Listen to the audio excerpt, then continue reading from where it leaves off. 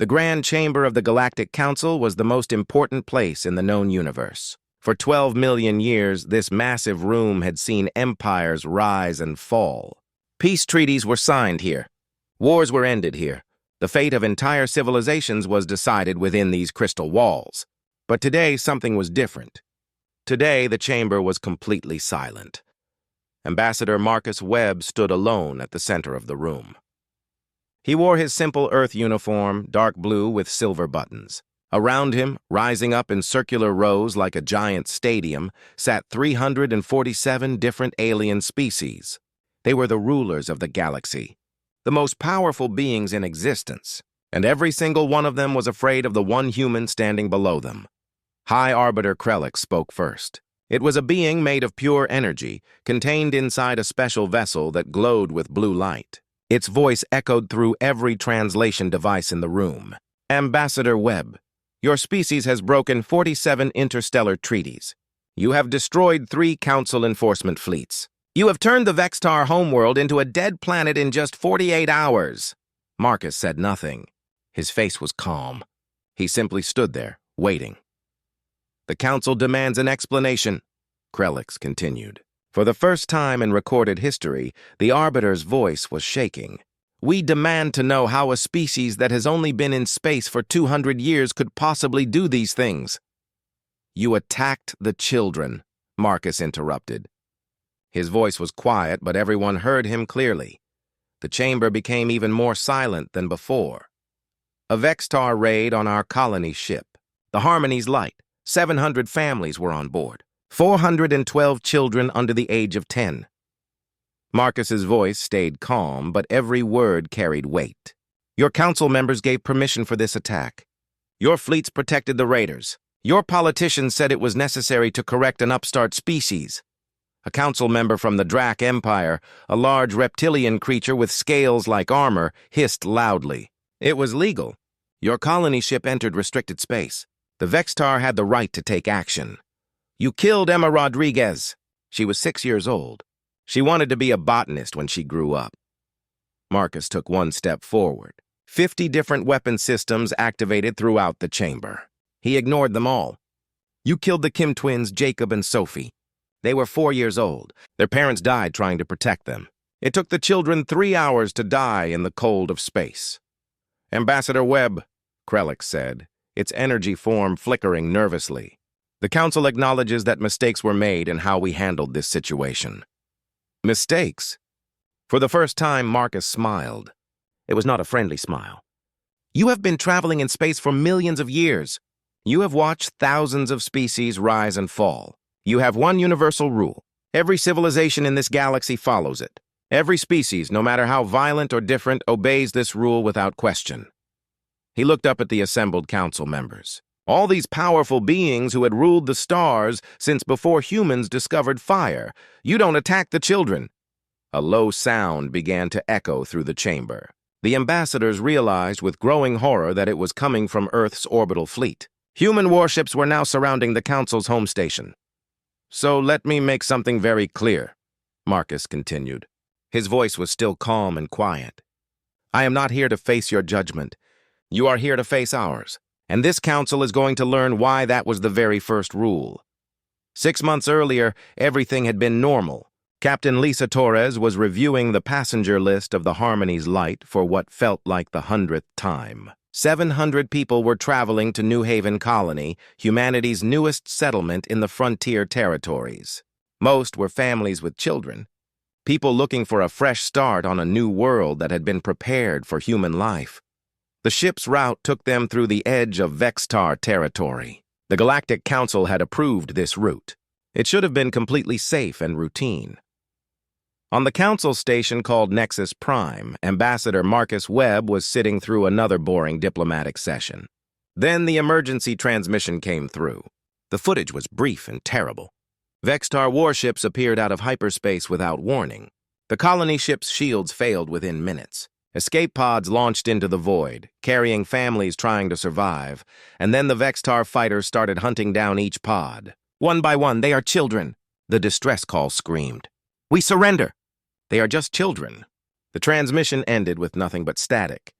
Marcus watched the footage 3 times in the council's observation room. No one dared to approach him. Finally, a junior council aide entered the room. His name was Prex, and he looked like a large cat that walked on 2 legs. He was clearly nervous. "Ambassador, the council expresses its regrets about the incident. The Vextar claimed the colony ship violated territorial boundaries and refused to follow proper protocols." "Show me the authorization." "Codes," Marcus said quietly. "I do not understand." "What you mean? The Vextar do not move without council approval in that sector. Show me who gave permission for this attack." Prex's fur flattened against his body, a sign of extreme fear. "Ambassador, I cannot access those files without higher clearance." Marcus stood up. Even though he was half the alien's size, Prex stepped backward. "Then take me to someone who can." Over the next 72 hours, Marcus discovered something that would change everything. The raid had been authorized at the highest levels of the council. 3 council members from different species had all signed the approval. The reason they gave was simple. Humanity was expanding too quickly in space. Humans were developing technology too fast. They were asking too many uncomfortable questions about how the council maintained its power. The attack on the Harmony's light was meant to send a message, a reminder that humanity was still weak, that Earth needed to remember its place in the galactic order. They had killed 412 children to send that message. Marcus sat alone in a secure communication room. He made a single call to Earth's Defense Command. His message was only 3 words: execute Protocol Omega. On Earth, Prime Minister Adebayo received the message. She looked at her cabinet members, her advisors, the military commanders who had planned for this possibility but hoped it would never come. She asked the question that everyone was thinking: "Are we certain about this decision?" General Rodriguez simply nodded. He did not need to speak. His daughter Emma had been on the Harmony's light. She had been 6 years old. She had wanted to be a botanist. The meeting ended.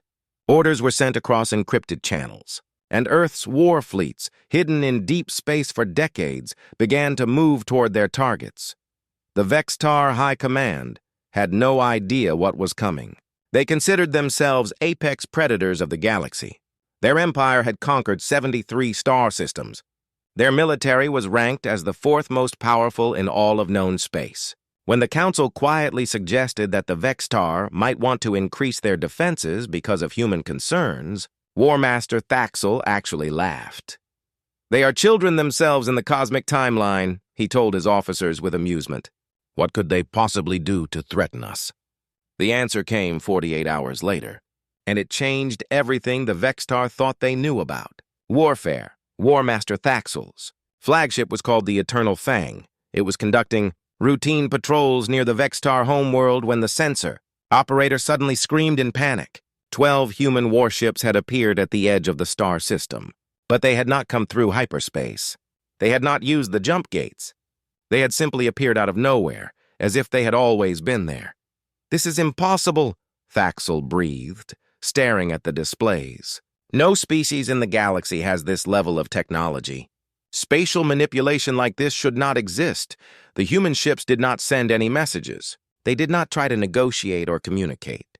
They simply began moving toward the Vextar fleet, traveling faster than any vessel the Vextar had ever tracked on their sensors. When the Eternal Fang opened fire with weapons powerful enough to crack planets in half, something impossible happened. The human shields did not just absorb the damage. They somehow converted the energy and sent it back, amplified and stronger.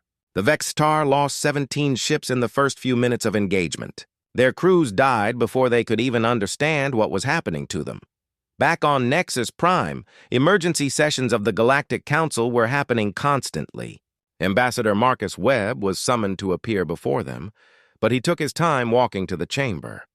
When he finally entered, he found 347 species in various states of panic and fear. "Call off your fleets immediately," High Arbiter Krelix demanded. Its energy form was flickering wildly with emotion. "This aggression is unprecedented in galactic history. This level of violence is unacceptable and—" "This is justice," Marcus interrupted calmly. "This is what you forced us to become." A council elder named Vorn spoke next. It was an ancient being from the very first age of galactic civilization. Its voice sounded like grinding stones, deep and powerful. "You cannot possibly believe you can wage war against the entire council. We have fleets that number in the millions of ships. We have weapons that existed before your species even evolved. We have technology and power beyond your comprehension. You have underestimated us." Marcus finished the sentence. "Tell me, Elder Vorn, how many species in Council history have been granted associate membership after only 180 years of space travel?" Vorn was silent. "It knew the answer. Only us," Marcus continued. "Only humanity. And did you ever wonder why? Did any of you wonder why the Council was so eager to bring humanity into your organization so quickly?" He activated a holographic display. Data streams filled the entire chamber. Technological development curves, innovation rates, adaptive capability indices, numbers and charts that told a frightening story. Humanity does not just evolve technologically. We evolve strategically, philosophically, and militarily. Every time we face an obstacle, we do not just overcome it. We fundamentally transform the nature of the challenge itself. We change the rules of the game. Marcus looked around the chamber at all the frightened faces. "And you knew this." The Council's own projections estimated that within 500 years, humanity would surpass every major empire in the galaxy. He paused to let that sink in. "So you decided to limit us, to control us, to keep us weak. And when we did not comply, when we kept pushing boundaries and asking questions and innovating beyond your comfort levels, you decided to send a message, a brutal final message that would put us in our place forever." Marcus's voice grew harder. "You murdered children to keep us weak and afraid." The chamber erupted into chaos. Species were screaming for total mobilization. Some called for immediate war against Earth. Others begged for negotiation and peace talks. But through all the noise, Elder Vorn simply stared at Ambassador Webb with an expression that mixed fear with something else. "Something like recognition." "You knew," Vorn said quietly. Somehow his soft voice cut through all the screaming. "You have always known the truth." Marcus met the ancient being's gaze. "Known what, Elder? Why the first rule exists. Why we never ever attack the children." The chamber fell silent again. Every being present knew the rule about not harming children. It was simply accepted as galactic law, older than any current civilization. But few knew where it came from or why it existed. Vorn's voice was heavy with the weight of millions of years of history.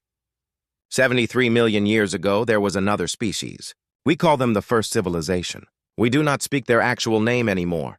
They spanned the entire galaxy. Their technology was beyond anything we can comprehend today. Their power was absolute. He paused, and the energy field around him flickered with ancient pain. And then someone, we still do not know who, attacked one of their colony ships, killed their young ones, murdered their children. The chamber was so silent that you could hear the hum of the station's life support systems. The first civilization did not negotiate. They did not demand reparations or apologies. They simply began erasing every species in the galaxy that possessed space travel capability. Every single one. Vorn turned slowly to face the full council. It took them 3,000 years. They eliminated 276 spacefaring civilizations. They burned worlds. They shattered empires. They were methodical and merciless. And then they simply vanished. Some say they destroyed themselves in their grief. Others say they transcended physical reality and left this dimension entirely. But they left behind one legacy for the survivors. He gestured around the chamber. Every species that survived the purge, that crawled back to the stars from the radioactive ashes, learned one rule. It was written in the ruins of 1,000 dead worlds, written in languages that no longer exist. Do not attack the children, because if you do, parents will burn entire galaxies to avenge them. Marcus nodded slowly. We found their ruins on Mars, buried under kilometers of ice in the polar region. Their final message was encoded in mathematics that we only recently learned to read. It said, "Protect the innocent or face extinction." He pulled up another display. The council members gasped in shock and horror. Earth's moon was not natural. The data showed clearly that it was artificial, hollow inside, filled with technology that had been dormant and sleeping for millions of years. Technology that had activated the exact moment the Harmony's light was destroyed. Humanity is not a new species in space, Marcus said quietly. We are the descendants of the first civilization, Our DNA was recovered and evolved from genetic samples they left behind before they vanished. We do not remember them consciously. We have no direct memories, but our imperative, our overwhelming drive to protect children above all else, it is coded into our very genetics. It is what makes us human. A council member from the Corthan sovereignty spoke up. They were a species known throughout the galaxy for their ruthlessness in war. This is convenient fiction. You expect us to believe this story without proof. The lights in the chamber suddenly went out completely. When they came back on seconds later, 50 human soldiers stood in a perfect circle around the chamber's center. They had materialized from nowhere. Each wore armor that seemed to shift and phase in and out of reality. The technology made every sensor in the room scream warnings and alarms. One soldier stepped forward and removed her helmet. Commander Julia Black looked around the chamber with cold, emotionless eyes. She completely ignored the panicking council members. The Vextar homeworld has been fully evacuated, she reported to Marcus as if they were alone in the room. Civilian casualties 0. Military installations completely eliminated. All defensive platforms destroyed. We are ready to proceed with Phase 2 of the operation. What is Phase 2? High Arbiter Krelix managed to ask, its energy form flickering with pure terror. Marcus turned to face the High Arbiter directly. That depends entirely on what happens in the next few hours. The choice is yours. Marcus pulled up a holographic image that filled the center of the council chamber. It showed a list of names. 3 names. 3 council members who had authorized the attack on the Harmony's light. These individuals, Marcus said, pointing to each name, signed the authorization codes. They approved the raid. They knew there were children on that colony ship. They knew the Vextar would show no mercy. And they approved it anyway. High Counselor Xandros of the Vextar Empire, Senator Krelvash of the Drac Sovereignty, and most shocking of all, Arbiter Emeritus Thorgon. Thorgon was one of the Council's founding members from the Dawn era, billions of years old, respected across the galaxy. Impossible, someone whispered. Thorgon would never. The evidence is here, Marcus said, pulling up communication logs, video conferences, authorization signatures. We recovered it from your own secure servers. Everything is documented. Every conversation, every decision, every moment they chose to murder children for political convenience. The chamber erupted into chaos again. Species were shouting denials, demanding investigations, calling for immediate trials. But Marcus simply stood there, calm and patient, waiting for them to quiet down. Elder Vorn finally raised one appendage, calling for silence. What do you want, Ambassador Webb? What is your demand? Simple, Marcus replied. These 3 council members will be turned over to Earth for trial under human law. They will face justice for what they did, and this council will agree to fundamental restructuring. The era of ruling through fear and control is over, and if we refuse, Senator Krelvash hissed from his seat high above. He was one of the accused. Then we dismantle the council ourselves, Commander Black said coldly. We have already mapped every major council installation in the galaxy. Your defense fleets, your military bases, your power generation facilities. We can eliminate all of them within 1 standard week. You are bluffing, Krelvash said, but his voice wavered with uncertainty. Marcus shook his head. We do not bluff. We have already demonstrated this with the Vextar homeworld. Complete military superiority achieved with 0 civilian casualties. That precision, that level of control, should tell you everything you need to know about our capabilities. He walked slowly around the chamber floor, looking up at all the alien faces watching him. But we do not want to destroy the council. We want to transform it. We want to build something better. A government based on cooperation instead of control, on innovation instead of stagnation, on justice instead of convenience.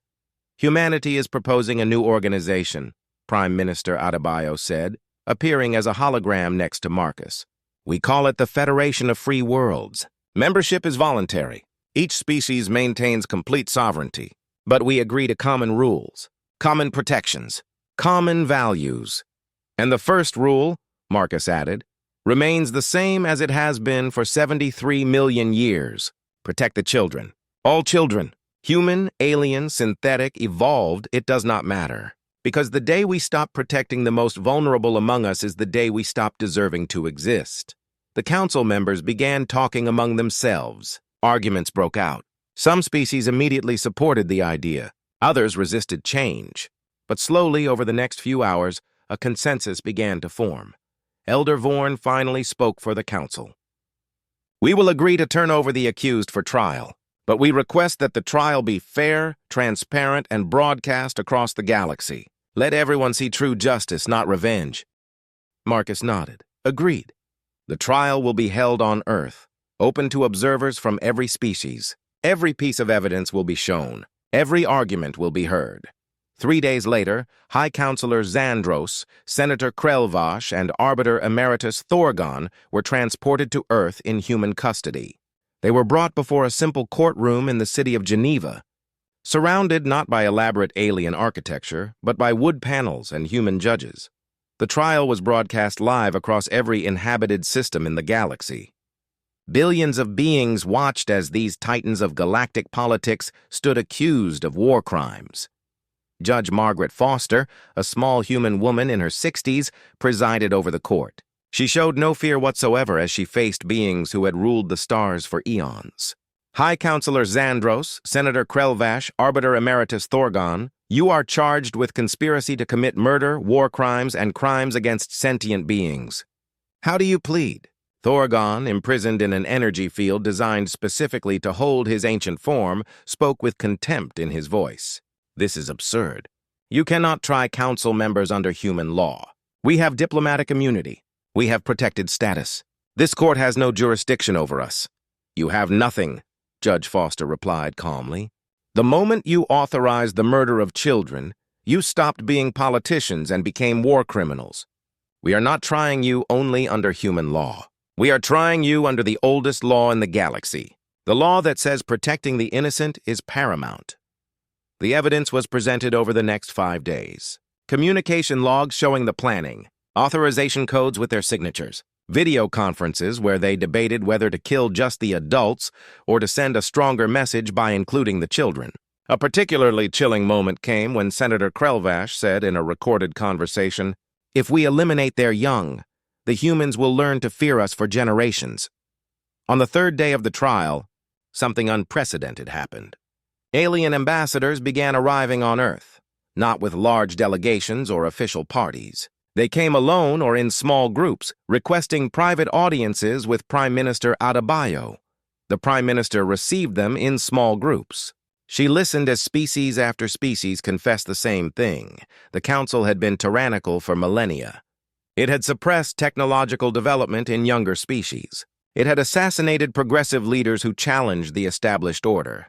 It maintained power through fear and control of essential infrastructure like the hyperspace gates and trade routes. But no one had been able to challenge the Council.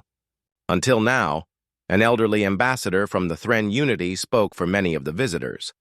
His species resembled large bears that walked on 4 arms. "You have done in 6 months what we could not do in 10,000 years. You have shown the Council can bleed, that they can be challenged and held accountable. Many of us want to join your Federation of Free Worlds, but we are afraid. If you fail somehow, if the Council defeats you, the reprisals against us will be terrible." Prime Minister Adebayo looked at the alien ambassador with understanding and compassion. "Which is exactly why we will not fail. We cannot fail. Too much depends on this moment." Back in the Council chambers on Nexus Prime, the remaining Council members held emergency session after emergency session. Some still called for total war against Earth. Others urged immediate negotiation and surrender. But it was Elder Vorn who finally made everyone understand their true situation. "We have already lost," he said simply. "The war is over. The question now is whether we lose with honor or whether we lose everything, including our dignity and our future." A younger council member, ambitious and foolish, sneered at Vorn's words. "One species cannot defeat the combined might of 347 civilizations. If we unite against them, they do not need to defeat us in battle," Vorn replied patiently. "They just need to offer an alternative, a better way. And look at what is happening." He pulled up displays showing communication networks lighting up across the entire galaxy. 216 species have already sent official delegations to Earth. They are not going to war. They are applying for membership in the Federation. The old order is crumbling not through violence but through choice. On Earth, the trial reached its conclusion. The evidence was overwhelming. The three accused council members had clearly authorized the attack on the Harmony's light, knowing that children would be killed. Judge Foster delivered the verdict in a clear, strong voice. On all counts, we find the accused guilty as charged. But before sentencing, Ambassador Marcus Webb asked to address the court. He stood before the three convicted war criminals and spoke quietly. "We could execute you. Our laws allow for capital punishment in cases of mass murder, and many humans want exactly that. They want revenge for the children who died." He paused. "But we are not going to do that. Instead, we are offering you a choice: rehabilitation and service or imprisonment for the remainder of your natural lives. You can help us build a better system, or you can fade into history as reminders of what we left behind." Thorgan, ancient and proud, raised his head high. "I would rather die than serve humans. I would rather cease to exist than bow to a species barely out of their caves." Marcus nodded sadly. "Then you will die as a reminder of what we refuse to become. We will not be tyrants who kill without mercy, but we will ensure justice is served." Thorgan was executed quietly 1 week later, with full honors. As a being who had lived according to the values of his era, but could not adapt to a new age. The other two chose service. They would spend the rest of their lives helping to establish protocols and systems to ensure that what happened to the Harmony's light could never happen again. The sentencing was complete. Justice had been served, but the galaxy was not yet at peace. In the shadows, Council military forces loyal to the old guard were mobilizing. They refused to accept the verdict. They refused to accept humanity's challenge to the established order. Fleet Marshal Dornax of the Corthan Sovereignty commanded the largest loyalist force. Over 10,000 ships from 70 different species that still believed in the Council's absolute authority. He sent a message to his fleet commanders that was intercepted by human intelligence. "We will strike at Earth directly. We will show these upstart humans what real military power looks like. We will burn their homeworld to ash and scatter their fleets like dust in the solar wind." The message reached Admiral Zhang Wei, who commanded Earth's primary battle fleet. He read it carefully, then looked at his command staff. They were in a meeting room aboard the flagship Determination orbiting Earth. "They are coming," his tactical officer said, studying the sensor data. "Over 10,000 capital ships. The largest military force assembled in modern galactic history." Admiral Zhang was quiet for a long moment. Then he smiled slightly. "Good, let them come. It is time to show them what we have really been building for the past 2 centuries. His officers looked confused. "Sir, we have been transparent about our military capabilities. We demonstrated our power against the Vextar. What else is there to show?" "Everything," Zhang replied. "We showed them one small fraction of our true strength. Now they are going to see the rest." He activated a communication channel that linked to every human military installation in the Sol system. "This is Admiral Zhang Wei. Execute Defensive Protocol Sanctuary. Authorization code Harmony's light. Let them see what happens when you threaten humanity's home." Something began to change in the Sol system.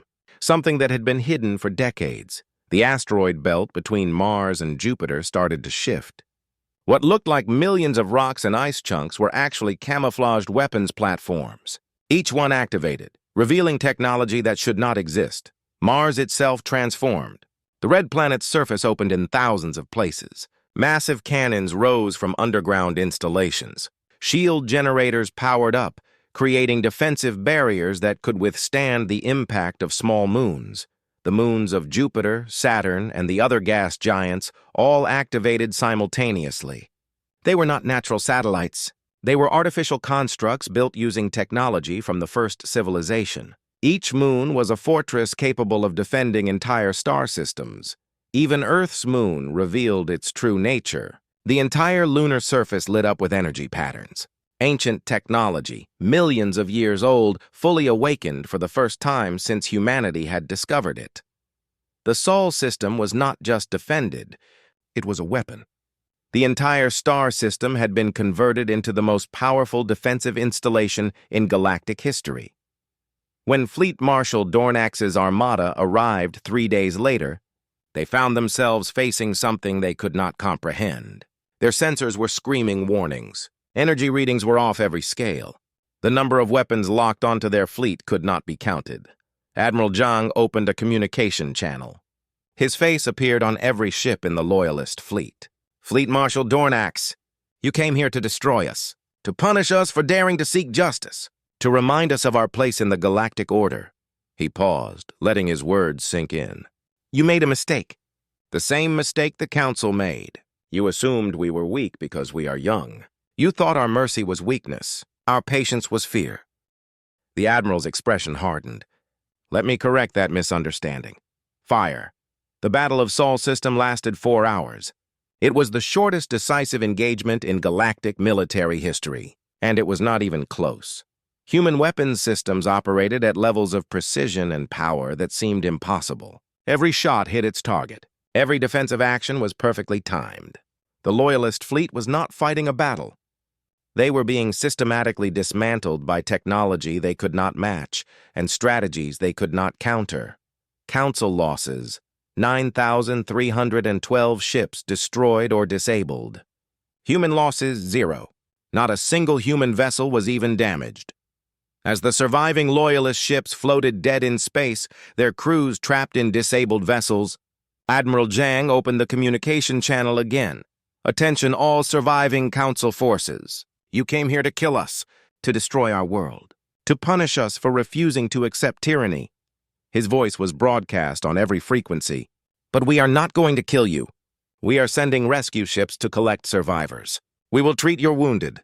We will repair your disabled vessels enough for you to return home." Confusion rippled through the defeated fleet. This made no sense. In their experience, victors did not show mercy to those who attacked them. "You came here expecting monsters," Zhang continued, "expecting us to be as brutal and merciless as the old Council was. But that is the difference between the old order and what comes next. We protect life, all life, even those who tried to take ours." Human medical ships moved among the wreckage. Rescue teams in advanced suits pulled survivors from damaged vessels. Alien crews who had come to wage war found themselves receiving aid from the very species they had tried to annihilate. Human doctors treated Corthan soldiers. Human engineers repaired Drac systems. Human rescue workers saved lives without asking what side they had fought on. Fleet Marshal Dornax was pulled from his flagship by a human rescue team. He was injured but alive. As the medical team worked on him, he looked up at the human doctor with confusion in his eyes. "Why?" he asked simply. "Why save me?" "I came here to destroy you." The doctor, a young woman named Patricia Chen, smiled gently. "Because that is what we do. We protect life. That is what it means to be human." On Nexus Prime, the Council held what would be its final session under the old structure. The Battle of Sol System had broken the last resistance to change. There was no more debate about humanity's power. No more questions about their resolve. Elder Vorn stood to speak one last time. "The Council, as it has existed for millions of years, is ended. We recognize Earth's right to self-determination. We recognize the autonomy of all species to choose their own path. We acknowledge our failures, our tyranny, our crimes." His ancient voice carried a weight of sadness, but also hope. "And we ask humbly for forgiveness. We know it will take time. We know trust must be rebuilt slowly, but we are willing to do the work." Ambassador Marcus Webb, watching via hologram from Earth, nodded slowly. "Forgiveness will indeed take time. Trust will take even longer. But we are willing to work toward both, because that is the only way forward." He looked directly at the assembled Council members. "Humanity is formally establishing the Federation of Free Worlds. It will be a government based on cooperation, not control. On innovation, not stagnation. On justice, not convenience. On protecting the weak, not exploiting them." Prime Minister Adebayo appeared beside Marcus's hologram. "And the first rule of our Federation remains unchanged from the first rule of galactic civilization. Protect the children. All children from all species. Human, alien, synthetic, evolved, it does not matter. Because the day we stop protecting the most vulnerable among us is the day we stop deserving to call ourselves civilized. Any species that wishes to join the Federation is welcome," Marcus added. "Membership is completely voluntary. Each species maintains full sovereignty over their own affairs, but we agree to common principles, common protections, common dedication to justice and peace. Over the next few hours, something remarkable happened. One by one, species began to announce their intention to join the Federation, not through threats or coercion, through choice. By the end of that standard day, 243 species had formally applied for Federation membership. The old council structure was not destroyed through violence. It simply became irrelevant as the galaxy chose a better path. One standard year had passed since the Battle of Sol system. The galaxy was transforming in ways no one had imagined possible. The Federation of Free Worlds was growing steadily, not through conquest but through genuine appeal. Species joined because they wanted to, because they saw a better future. The old council building on Nexus Prime was being converted into something new. No longer a chamber for rulers to dictate terms to the weak. Now it served as the Galactic Cultural Exchange Center, a place where species learned about each other, shared knowledge, and built understanding. Ambassador Marcus Webb walked through the transformed chamber. Where weapon systems had once threatened anyone who dared challenge the council, now there were art displays from 1,000 worlds. Where fearful ambassadors once stood accused, now there were classrooms where children from dozens of species learned together. Elder Vorn approached him slowly. The ancient being moved with difficulty now. Age was finally catching up even to someone who had lived for billions of years. Ambassador Webb, I wanted to thank you before I pass into the next phase of existence. Marcus turned to face him. Thank me? For what? For giving the galaxy a second chance, Vorn said quietly. For showing us that change was possible, that we did not have to remain trapped in the patterns of the past. He paused. And for showing mercy when you could have chosen revenge. That was the true lesson. Not your military power, but your moral strength. They stood together in silence for a moment, looking at alien children playing together in what had once been a chamber of fear and power. What will you do now? Vorn asked. Now that the Federation is established and growing? Marcus smiled. There is still work to do. The Vextar Empire has joined the Federation, but they are struggling with the transition. Many species need help adapting to voluntary cooperation instead of forced submission. And we are searching for other survivors of the first civilization. We may not be alone. The Vextar Empire had indeed undergone dramatic changes. War Master Thaxel, who had once laughed at humanity's threats, now served as an ambassador. He dedicated his remaining years to teaching other species about the importance of restraint in military affairs. He had become, surprisingly, one of humanity's strongest advocates. On the Vextar homeworld, which humanity had helped rebuild after its military installations were destroyed, a memorial garden was planted. 412 trees, one for each child who died on the Harmony's light. Vextar children tended these trees as part of their education, learning about the cost of aggression and the importance of protecting innocence. Thaxel often visited this garden. Today he stood before a tree dedicated to Emma Rodriguez, the 6-year-old who had wanted to be a botanist. A young Vextar student approached him nervously. War Master Thaxel? The child asked in hesitant English. My teacher says that humanity could have destroyed us completely for what our leaders did. Why did they show mercy? Thaxel knelt to the child's level, his old body creaking with the effort. Because they are better than we were. Because they understood something we had forgotten. That true strength is not in the ability to destroy, but in the wisdom to rebuild. He gestured to the trees around them. Every species gets one chance to learn from their mistakes and do better. Humanity gave us that chance. Never forget it. Never waste it. The child nodded seriously, then offered a small flower from their homeworld. For Emma Rodriguez, my teacher said she loved flowers and growing things. Thaxel accepted it with tears in his old eyes, placing it carefully at the base of Emma's tree. He stayed there for a long time after the child left, remembering the war he had helped start and the peace he was now trying to build.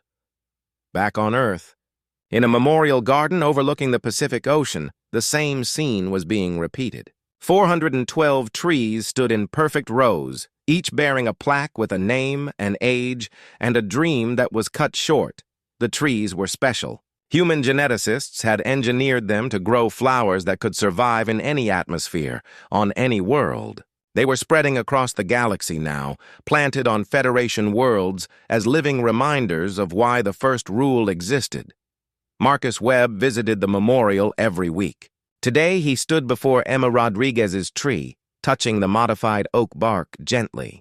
The tree was thriving, its branches covered in beautiful flowers that shifted colors in the sunlight. "We remember," he said softly, as he always did. "And we make sure the galaxy remembers too." Behind him, the memorial was filled with visitors. Humans and aliens alike came to pay respects to the children whose deaths had changed everything. The memorial was no longer a place of pure grief. It had become a place of hope, a reminder of why they were building something better. A group of school children arrived, a mixed class of humans and several alien species. Their teacher, a human woman named Sarah Mitchell, guided them through the memorial, explaining the history. "These children died because powerful people forgot the most important rule," she told her students.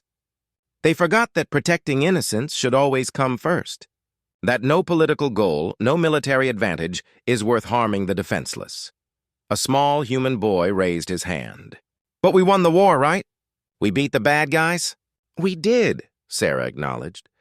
"But that is not the important part. The important part is what we did after we won. We chose to build instead of destroy, to heal instead of punish, to create something better instead of just tearing down what was broken." An alien student, a young Corthan whose parent had fought in the Battle of Sol system, spoke up quietly. "My father says humanity saved his life even after he tried to kill them. He says they are the most powerful species in the galaxy not because of their weapons, but because of their hearts." Sarah smiled. "Your father is a wise person. From space, Earth looked different than it had a year ago. The planet was no longer isolated or afraid. Ships from hundreds of worlds orbited peacefully. The Federation headquarters was under construction, a massive station that would serve as the center of galactic cooperation. And on the lunar surface, clearly visible even from orbit, a monument had been carved into the rock. Anyone approaching the Sol system would see it immediately. 4 words in 1,000 different languages, written large enough to be seen from space. "We protect the children."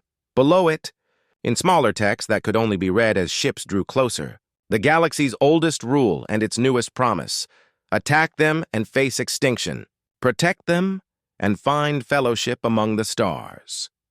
The tale of the Harmony's light had become the founding story of the Federation of Free Worlds. Every species that joined was required to study it, to understand what happened when the oldest rule was broken, not as a threat, but as a reminder of what truly mattered. In Federation schools across the galaxy, children of every species learned the history together. They learned about the Council's tyranny, humanity's response, and the choice the galaxy made to build something better.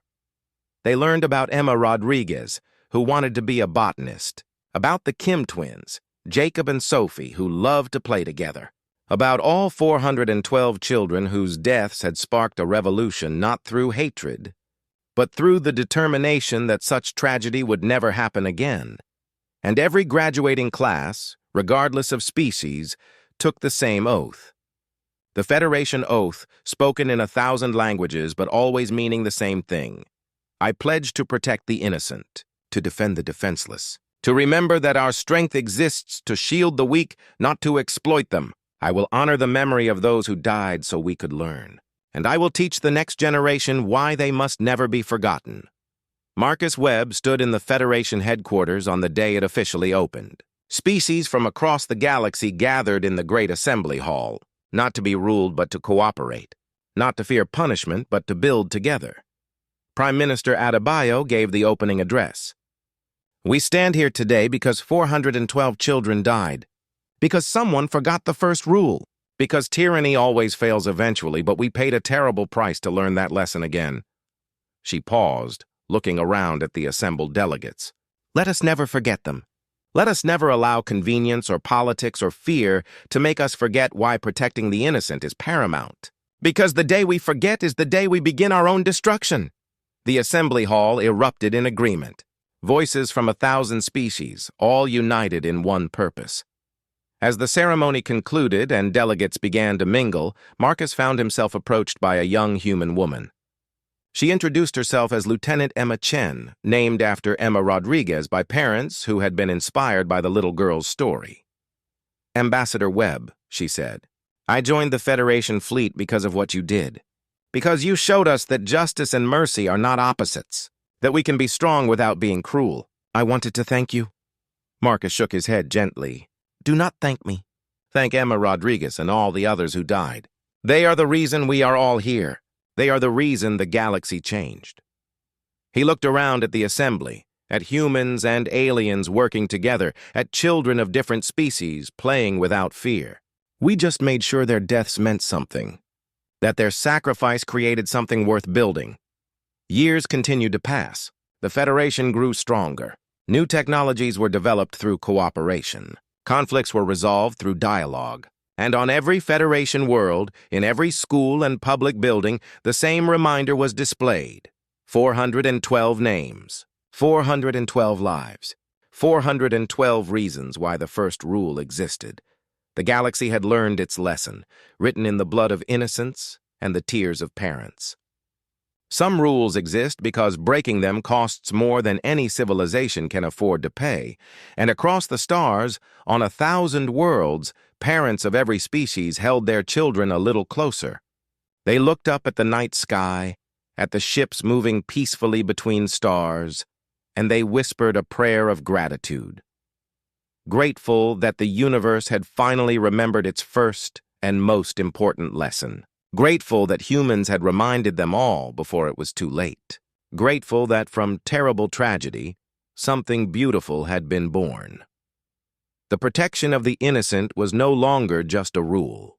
It was the foundation of galactic civilization itself, and humanity, the youngest species in space, had become its most devoted guardian.